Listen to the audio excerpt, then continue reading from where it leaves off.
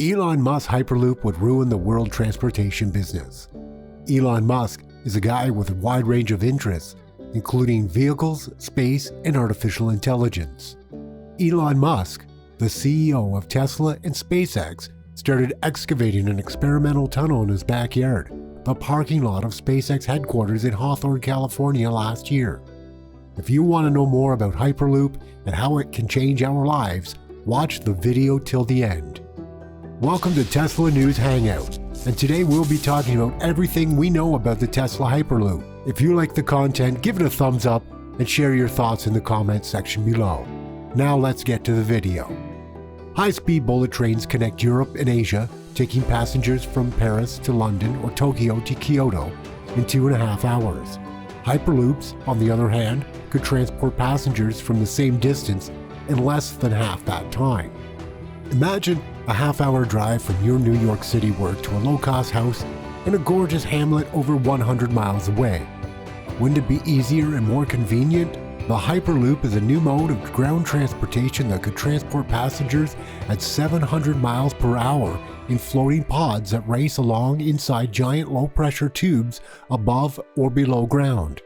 Instead of wheels like a car or train, the pods are meant to float on air skis like a hockey table or to decrease friction using magnetic levitation. The Hyperloop, a solar-powered system that floats passenger pods through elevated tubes at the speed of sound, was compared as a cross between a railgun and a hockey air table by Elon Musk, a multi-billionaire entrepreneur who suggested it.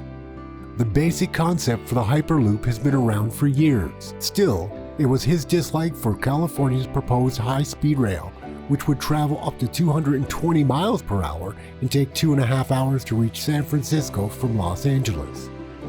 Entrepreneur Elon Musk reignited interest in the concept in August of 2013 with his Hyperloop Alpha paper, which details how a modern system would work and how much it would cost. Now, what is Elon Musk's dislike for California? In his Hyperloop Alpha paper, Musk argued that his Hyperloop would be a faster, safer, and more affordable weatherproof self-propelled system that would be less disruptive to residents along the route than a proposed high-speed rail link between Los Angeles and San Francisco, and it would be cheaper and faster than a proposed high-speed rail link. You might have doubts about how it all works, since Musk indicated in this study that a Hyperloop service would be the answer for travel between towns smaller than 15 kilometers or 900 miles away. Beyond that, he stated that supersonic air travel would be more efficient. The basic concept of Elon Musk's Hyperloop is that a passenger pod or capsule travel through a tube above or below ground, with most but not all of the air removed to reduce friction. Furthermore, overcoming air resistance is one of the most energy-intensive aspects of high-speed travel, with airliners flying at high altitudes to travel through the less dense air. The Hyperloop encloses the capsule and a reduced pressure tube, effectively allowing the train to travel at airplane speeds. According to Musk's model, the pressure within the Hyperloop tube is about 1/6 that of the Mars atmosphere, which is a fascinating contrast considering Musk's other hobbies. This corresponds to an operating pressure of 100 pascals, which reduces air drag by 1,000 times when compared to sea level conditions and is equivalent to flying at an altitude of 150,000 feet. Furthermore, the working of Hyperloop capsules is also defined in Musk's Alpha Hyperloop paper, where he mentions that the model will float above the tube surface on a set of 28 air-bearing skis, similar to how an air hockey puck floats at just above the table. To make the tube as simple and inexpensive as possible, the air cushion is provided by the pod rather than the track. Other Hyperloop variations employ magnetic levitation instead of air skis to maintain the passenger pods above the rails. So what drives this new mode of transportation? The basic answer is energy and solar power. An external linear electric motor would propel the pods, and solar powers would be mounted on the tube's top to provide additional energy. As a result, the Hyperloop only requires a modest amount of electricity to reach high speeds, making it one of the most ecologically beneficial ways of transportation, alongside the electric automobile.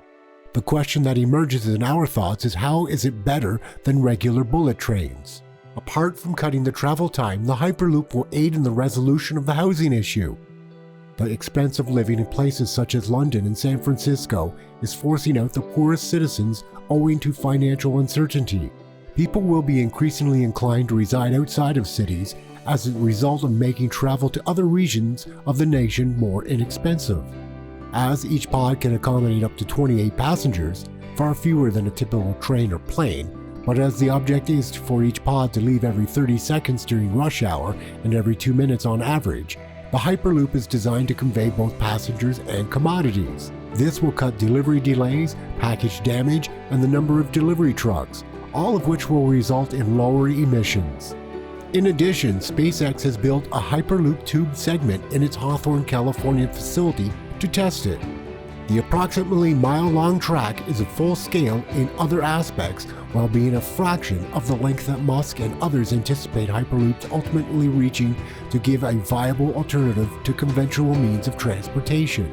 It has a 6-foot outer diameter and is essentially a straight run, but Musk doesn't have much time to prototype the Hyperloop because Musk is so busy with Tesla and SpaceX. As a result, from 2015 to 2019, SpaceX sponsored the Hyperloop Pod competition, in which a number of student and non-student teams competed to design and build a subscale prototype transportation vehicle, in order to show that specific components of the Hyperloop idea are technically feasible. The events were available to participants from all over the globe, with all competitions and judging taking place in the United States of America. Unfortunately, it is impossible to predict when a fully functional Hyperloop will be operational due to a variety of issues.